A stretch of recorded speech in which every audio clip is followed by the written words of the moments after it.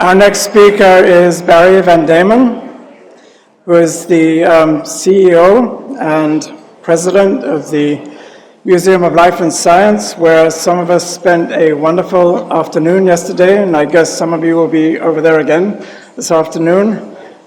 It is truly a local gem and hive of science thinking, science expression, science experience in many, many different ways on their very large site. And Barry is a leader of science in this region, and in not only as his leadership of the museum, but also his, don't know if it's current, but at least previous engagements with Aztec, the Association for Science Technology Centers, and the Association for Children's Museums, which, by the way, the national conference is going to be here in Raleigh next year.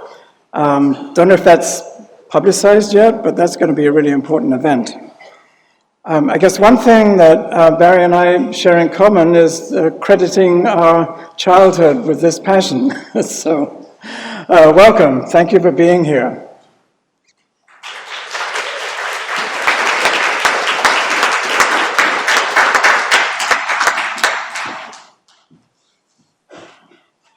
Thank you, Robin, and good morning to everybody. Everybody hear me okay here without shouting? Great. I was thrilled to be asked to be here among you today, selfishly because I thought I would have a captive audience to say whatever I wanted to say. But soon after, panic set in. And the panic was, what do I have to say that people will want to listen to? I'm not a scientist. I've been called one, and I will not correct people if they call me that, but I'm not truly a scientist. I'm not an architect. I'm not a designer or urban planner, an engineer, or any of the things that you probably are and bring an expertise with it. But I think after I thought about it for a while, I have to get it through a couple slides here. I think after I thought about it for a while that I found something that perhaps you and I share. I am curious. I have lots of questions. And those questions drive the work I do, the way I live my life. And if you believe Albert Einstein and what he said many years ago, that questions are more important than answers, and that curiosity is the most important thing. So I want to talk to you about a few very simple ideas about science learning in outdoor environments today. It all started, whoops, what happened? All right, tech help, there we go. All right, thank you. It all started for me with this. The pollywogs, the tadpoles. I was very fortunate that where I was growing up in Chicago, that I could only leave the house in the morning and walk just about a half a block away, and I was in this giant jungle of outdoors. Actually, it was a grown-over farmland, but to me, it was like a jungle, like a rainforest for me. And I spent lots of time with friends and alone in that space. And my mother was very comfortable with me marching off alone and spending the full day in that space. She only wanted me back for dinner. She felt comfortable with that. How times have changed.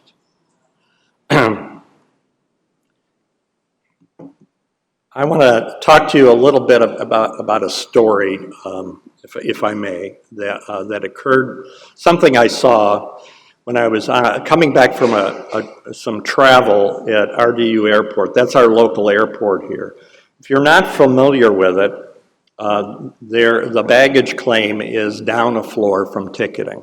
I was coming home late at night. I knew that I was probably the only one that was going to pick up a bag down at the baggage claim that late at night. So I made my way there, and when I was searching for my bag, I noticed a younger man searching for bags as well, until someone yelled to him, and he turned around, and his young daughter was at the bottom of the escalator in the baggage claim up to that ticketing level, and she had that look on her face. You know that look like, I'm ready, I'm going for it. He panicked, he ran over to rescue her, and at the same time, he heard the voice of a son who was up on the upper level already, looking down and beginning to yell to his younger brother, "Come on, get up here," who was ready to run up the escalator as well.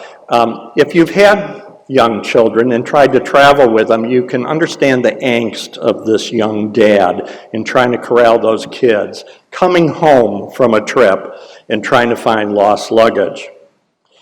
But that's not the end of the story, because as I was finding my luggage, a mother appeared on the scene. And she looked at one of that middle-aged boy, and she said, "Did you just eat something off the floor?" And as a young boy would do, or young girl would do, he went, "Yeah."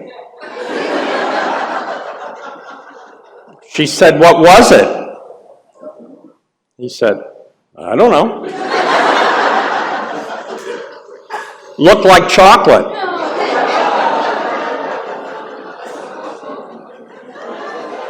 Children's curiosity drives them. They want to know. They have a desire to know. That's how learning occurs with young children. And it's distracting as chocolate at times. Now, we want to see that kind of curiosity, but what we all hope is that when our children grow up, that they grow up to be critical thinkers. That they're a little bit more discriminating about what's on the floor that they're looking at, and a little bit more discriminating about whether it's chocolate or not before putting it into their mouth. Curiosity drives children. It drives learning. And so what I want to talk to you about today are just some simple ideas about science learning. What I am is a science educator. That's what I've been doing all my life. I am fortunate to work in a museum with an excellent team in 84 acres of space in which to create things. But the challenge is not just creating things. The challenge there is every day to see how we can tap into that curiosity, how we can make kids curious. So I have a question, and it's what if? What if we can design outdoor experiences that make us curious? It's a deceptively simple question, and I want to explore that with you today. And I want to start with two character traits of scientists. If we're going to talk about science learning, let's talk about what scientists are like. They're good observers. They observe the world around them. Now, when we talk about observing, we're not just talking about noticing things in science. We're talking about something a little bit deeper, a little bit more careful. You might notice that a speeding car is coming your way and jump out of the way. But we're not talking about just noticing things. We're talking about careful observation. And you know, it can go into measurement. It's a collection of data. It means something different. And yet, for kids, it begins very naturally. We can put tools in their hands, but it begins naturally to observe the world around them. Kids are like scientists in that way, and we've heard that expression before. Kids are like little scientists. That character trait is not exclusive to scientists, but we kind of recognize that adults who are always questioning, searching for answers. And in the case of scientists, that is looking towards the natural world to find those answers. Those are the kind of questions they explore. And when they get answers to that, they have more questions.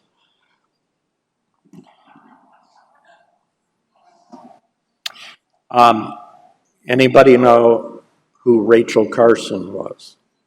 Yes, she died some years ago, and she was never able at the end of her life to see this book published, A Sense of Wonder.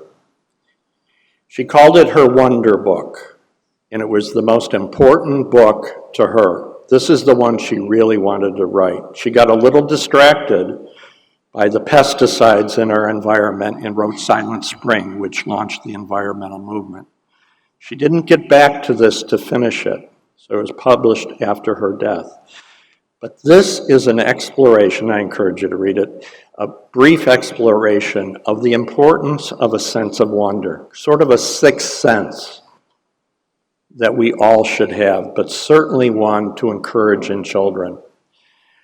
And she says that the other five senses need to be employed to have this sixth sense, this sense of wonder. For her, she said that for the parent who worries about, or the teacher, or the other adult in a child's life who worries about having the answers and knowing what to do with a child, she said her advice was, it's more important to feel than to understand. That getting in touch, in close touch with the natural world was as important as knowing facts about that world or being told, given explanations about that world. The senses need to be fully employed to do that. She also said, or recommended, that there needed to be at least one adult, whether that be parent or guardian or teacher, one adult in a child's life that can explore this natural world with them. Not feeling the burden of having explanations for everything, but sharing along with them and come at it with sort of a child's own sense of wonder, that the adult need to look at things fresh and anew, just like children do. Of course, we need to provide experiences that engage all those senses, that really pull out of children not only the visual, but the other senses as well. Perhaps we need to engage them fully, immerse them in the environment. Give them experiences where their natural inclination comes out and where they're not afraid to get wet or to be a part of an environment or to be immersed in it. That's not something you're going to do every day, and not something you're going to do in the proximity of a classroom. We can give children materials to explore, different types of natural materials to explore. That's one way to change the environment and to create this sensory experience. We can give them different perspectives, have them look at things in different ways. And what I mean by that is we can put them underground, close to the ground. We can put them up in the air. We can have them look up at the canopy of a forest.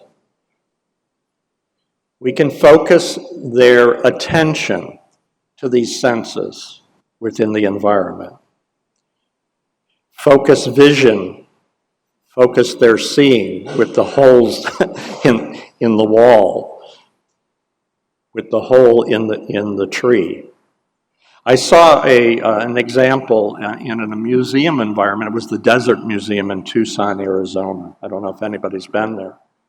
But a project that they had, I don't think it's there any longer, but a project they had I thought was rather interesting. It took just tubing, something you'd get at Home Depot, and it pointed it at things.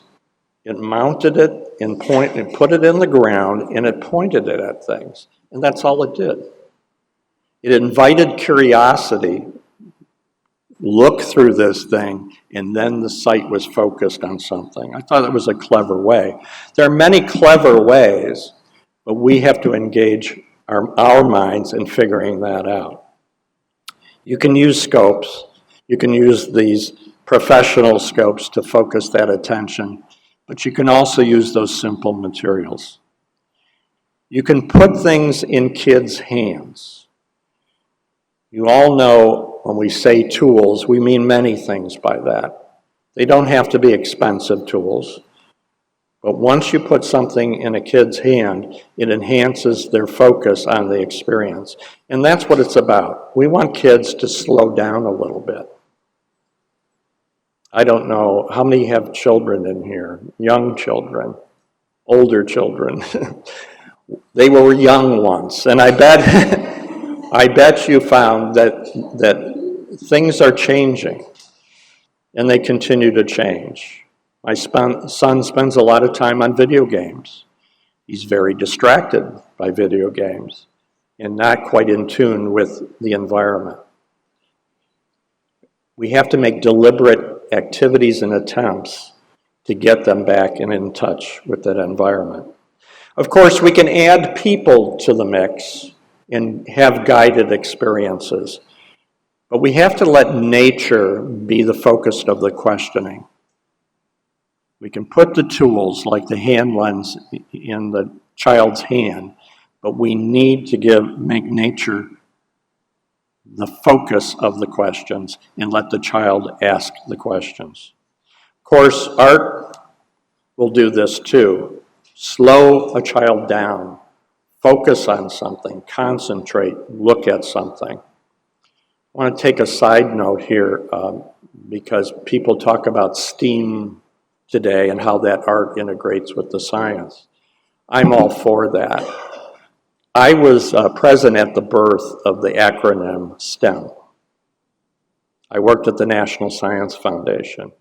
And at that time, this is just a side note, it meant nothing more than the 4 disciplines that NSF funded.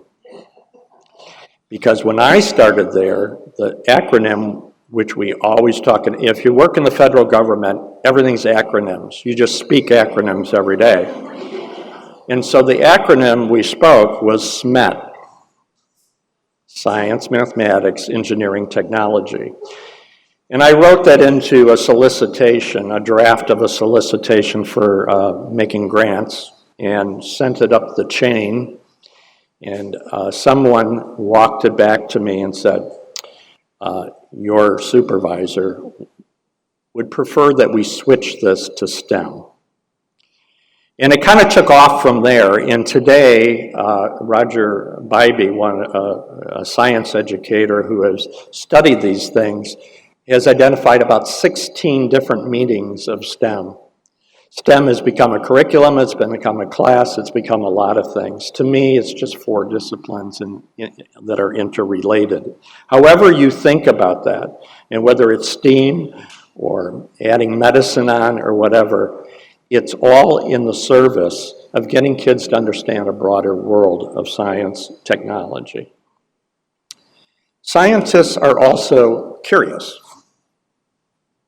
That is a character trait we readily identify with them. They ask questions of the world.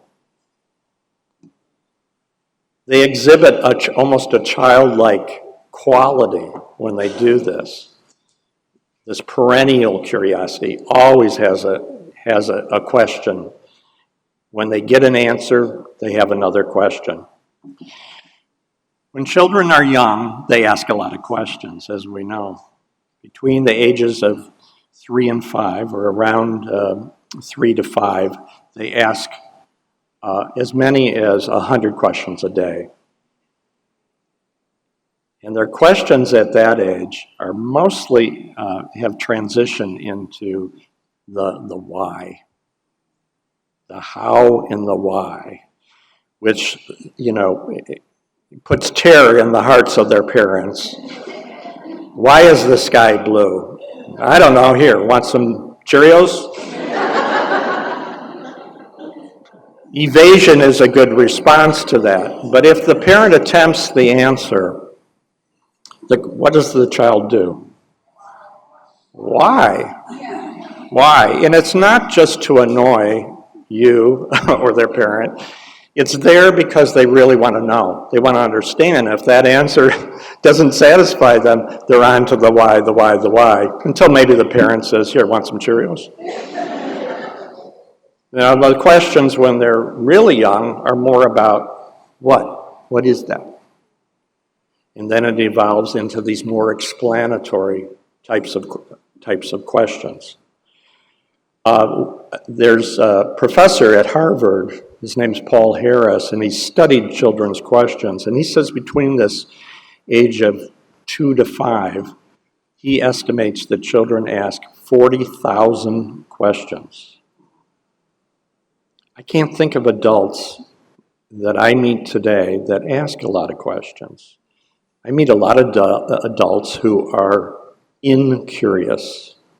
What an unusual word, incurious. How could you not be curious about the world around you? But their questions and their lack of questions define them. When we're in school, the questions diminish. And they diminish over time as kids go through school. I'm not attacking anybody in a classroom. I was a classroom teacher, but why is that? I think it's pretty obvious to many people that it's because the questions are not the child's questions. The child's questions are not followed. The teacher has a curriculum to follow, so it's teacher's questions. There are tests to prepare for, and it's test questions. The questions become questions other than the questions they have. In the museum environment, we play with how to create experiences that engage kids in science and technology, and in engineering and mathematics. But we do that in a way that challenges us as well. How do we get kids to do things on their own without that guidance that puts questions in their heads? You can almost see it on the expression of these kids' faces. What's going to happen next? What's that next photo going to look like here? They're fully engaged.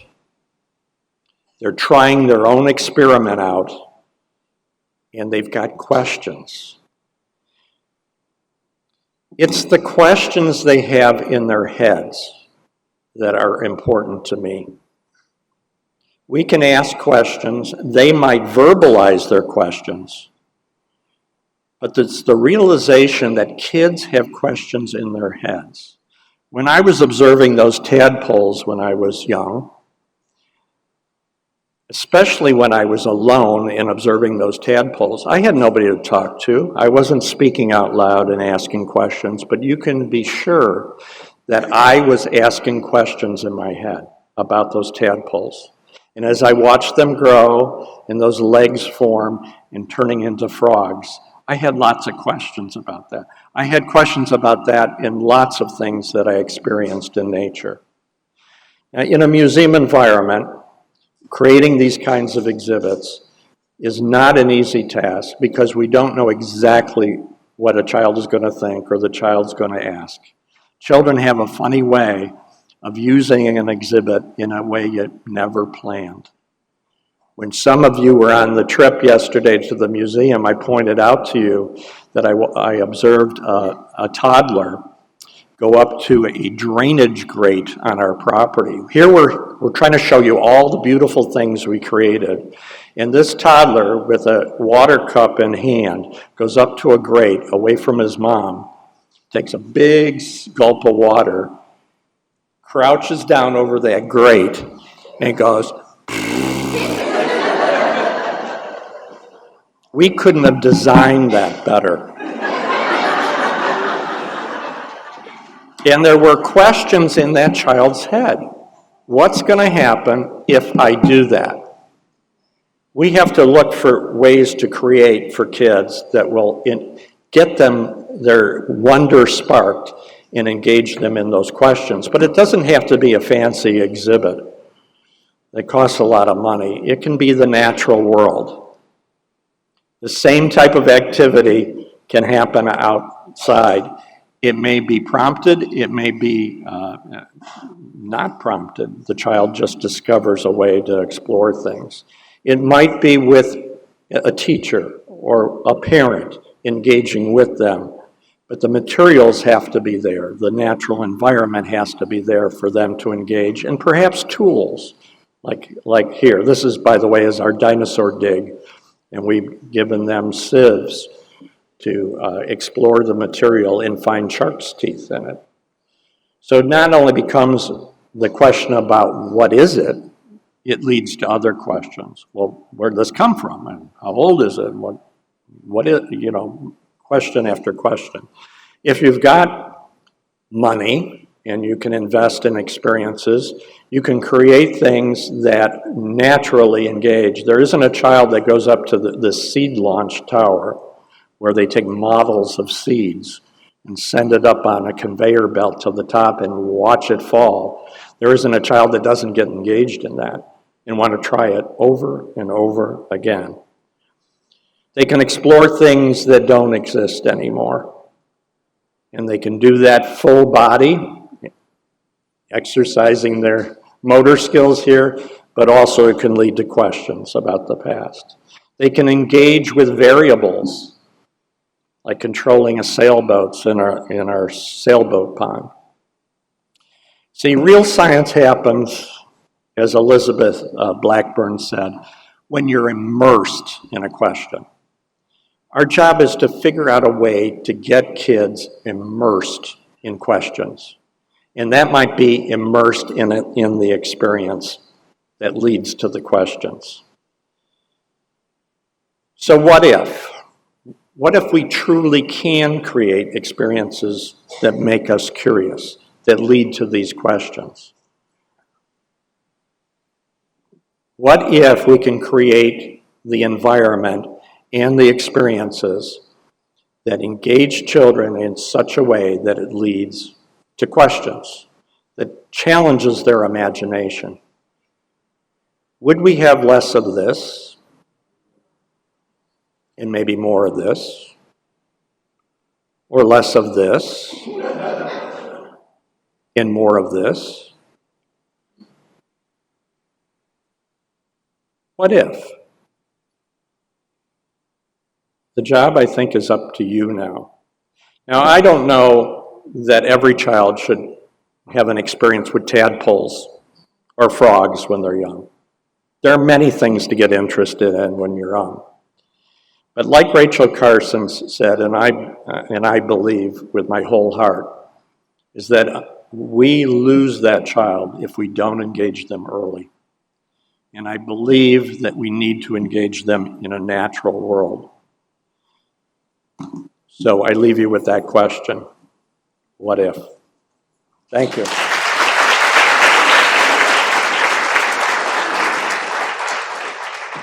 The treehouse exhibit is, of course, unbelievable. And one of the feedback I hear over and over again is, I don't know where my child is. It's so scary, the supervision. And my question to you was that intentional on your part? Yes. I've got members of my team here that can answer questions as well. Hideaway Woods, if you don't know it, we've put in 8 tree houses. We have a rock stream. There was no stream in this property. We put in a stream where we recycle the water. We treat it and recycle it, so it's a clear stream. And we have other parts to this outdoor environment, including a wooded area where kids could run. It's totally enclosed with a fence, and there's only one way in and out through a tunnel that goes under the train tracks that we have. One way in and out.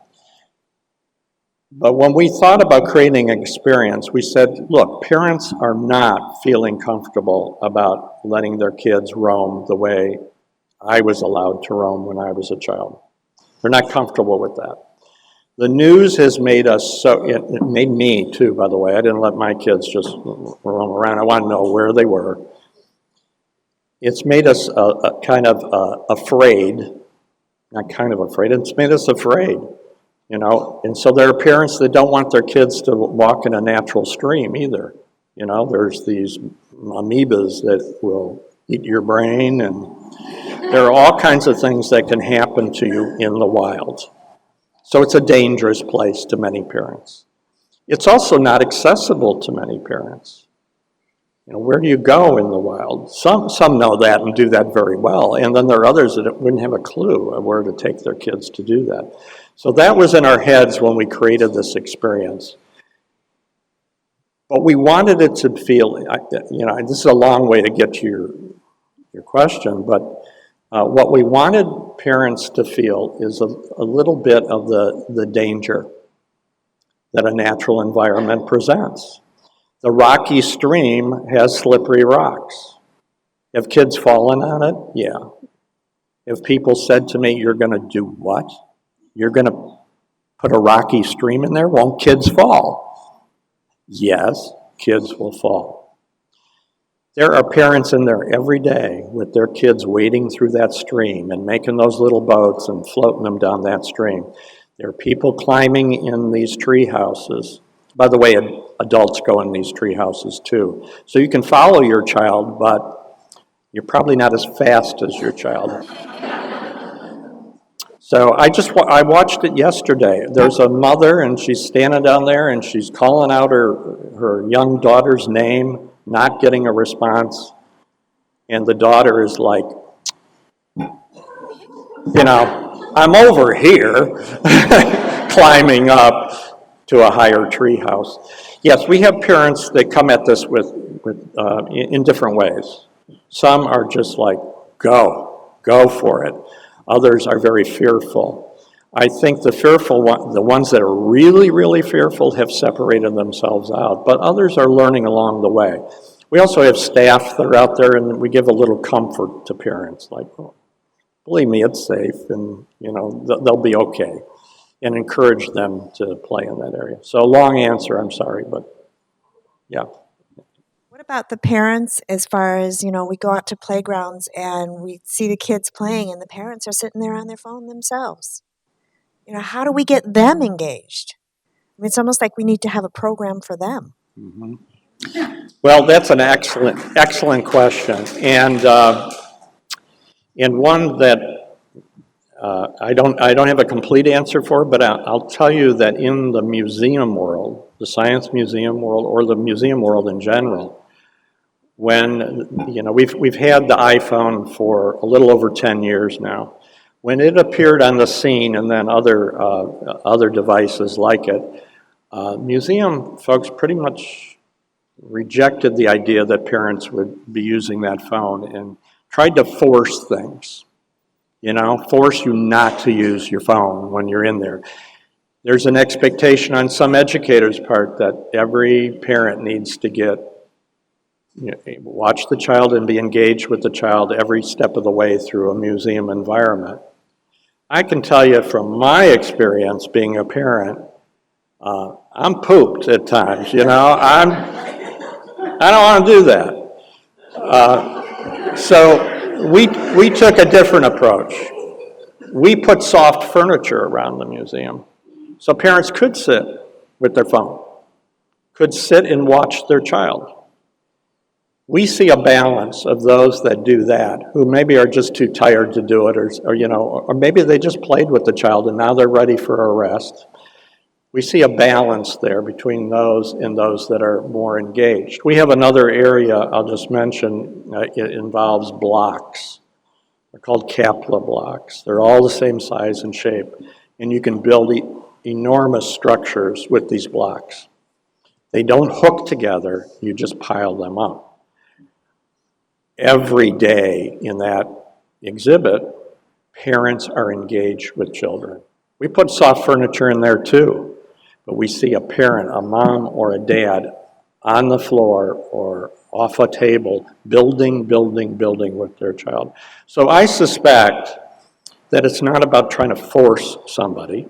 It's about what you suggested. Maybe we need something to educate them more about what's going on in an experience, give them an opportunity to engage. But I think it's about creating interesting experiences. I'll give you one more example with the tree houses again. When we opened that, we expected the children to go up in the tree houses. There are rope bridges, and they're kind of hard to traverse between one tree house and another. One goes higher than the other up in the trees. Parents were kind of pushing the kids out of the way to get up in those tree houses. I'm just saying that the parents became more like children the whole time. So I think that it's more about how are we clever about creating the opportunity and the experience for parents to engage too. You talked about your own childhood and being free range, and I also had that, but in a confined space of 1.5 acres, and so it was a little bit different, but still without supervision. So a lot of those same elements. And now that I live in a space where I don't have that, I kind of wonder about at what point do you allow your children to begin to do those things? And is there an appropriate age? So my children are toddlers, for example, and we were thinking about actually going to the museum this weekend. So at what point do I say and sit back and say, I'm going to let them explore? Or is it too early to do that? I'm not sure because I don't really know. And I'm new to a parent, obviously, I'm a young parent, so I don't know these things. So I just wanted to have your opinion on what you've seen in the museum and, at what point can I do that? Wow, I could pretend to be a psychologist, a child psychologist, but I'm not. So I will offer an opinion on that. I don't think at any age too early to explore. But like you'd watch over your toddler or an infant, you watch carefully. You might watch from a distance, but you watch. I don't know when you can go free range and say, come home for dinner. I don't know if that world exists anymore.